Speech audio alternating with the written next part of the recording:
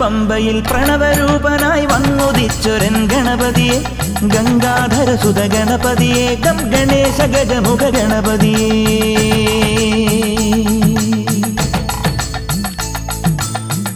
പമ്പയിൽ പ്രണവരൂപനായി വന്നുദിച്ചൊരൻ ഗണപതിയെ ഗംഗാധരസുത ഗണപതിയെ ഗം ഗണേശ ഗജമുഖ ഗണപതിയെ